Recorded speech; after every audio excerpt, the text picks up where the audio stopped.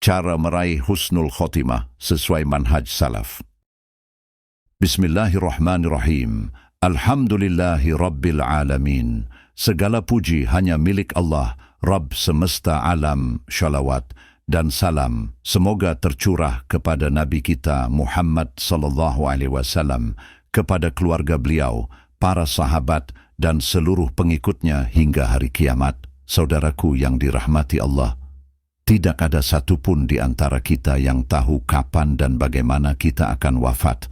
Namun satu hal yang pasti, cara hidup kita hari ini menentukan cara kita mati nanti.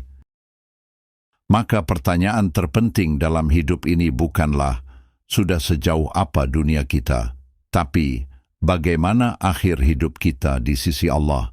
Inilah yang disebut husnul khotimah, akhir kehidupan yang baik. Dan hari ini kita akan membahas bagaimana meraih husnul khotimah sesuai manhaj salaf, sesuai pemahaman para sahabat Nabi SAW. Husnul khotimah tidak lepas dari tauhid, jamaah sekalian. Husnul khotimah bukan soal banyaknya amal, tapi lurusnya akidah. Rasulullah SAW bersabda, "Man kana akhiru kalamihi la ilaha illallah dakhalal jannata." Barang siapa ucapan terakhirnya la ilaha illallah, maka ia masuk surga. Hadis Abu Dawud. Namun perhatikan baik-baik. La ilaha illallah bukan hanya ucapan di lisan saat sakaratul maut, tetapi keyakinan dan ibadah sepanjang hidup. Manhaj salaf mengajarkan tidak berdoa kepada selain Allah, tidak bergantung pada kuburan, wali, jimat, atau ritual tanpa dalil. Tidak mencampur ibadah dengan kesyirikan, meski disebut tradisi, karena orang akan mati di atas akidah yang ia jalani ketika hidup. Ikhlas dan mengikuti sunnah. Saudaraku, banyak orang rajin ibadah tapi akhir hidupnya buruk. Mengapa? Karena amal tidak diterima kecuali dengan dua syarat. Allah berfirman, "Faman kana yarju liqa'a rabbih faly'amal 'amalan salihan wa la yusyrik bi'ibadati rabbih ahadan."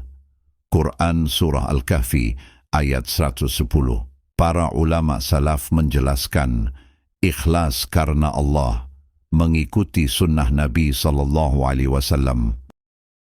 Imam Al-Fudail bin Iyad rahimahullah berkata, amal yang ikhlas tapi tidak sesuai sunnah tidak diterima, dan amal yang sesuai sunnah tapi tidak ikhlas juga tidak diterima.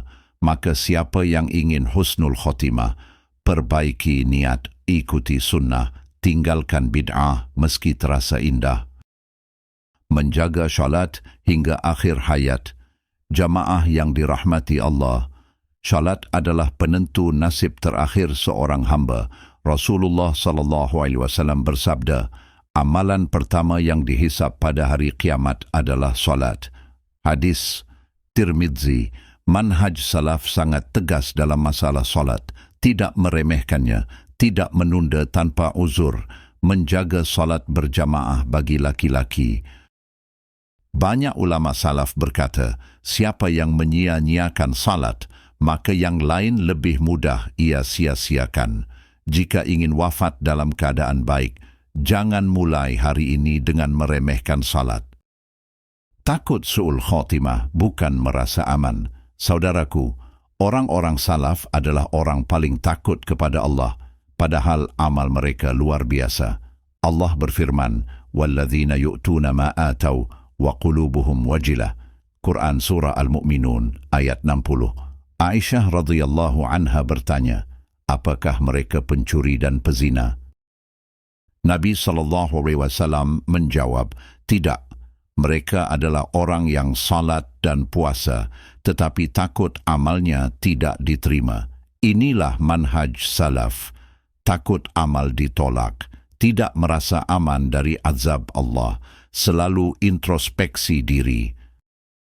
Taubat dan menjauhi dosa besar.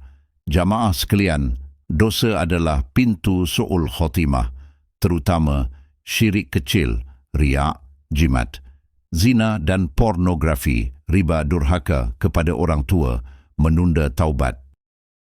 Allah berfirman, "Watubu ilallahi jami'an ayyuhal mu'minun."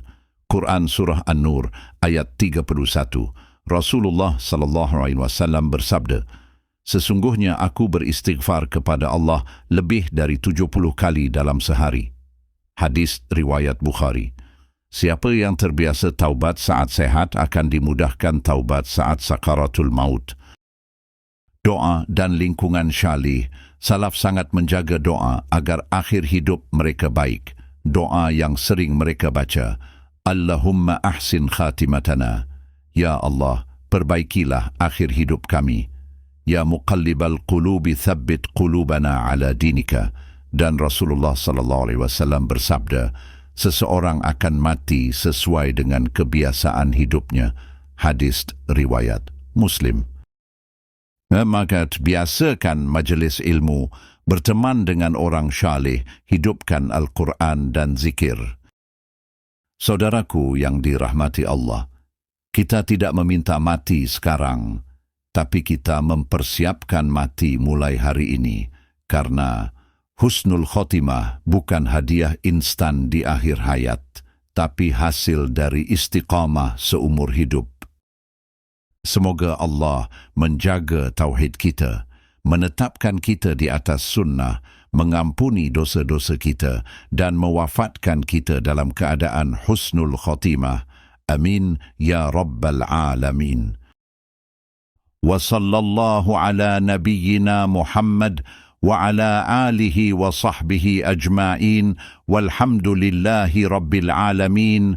Subhanakallahumma wa bihamdika أشهد أن لا إله إلا أنت أستغفرك وأتوب إليك والسلام عليكم ورحمة الله وبركاته.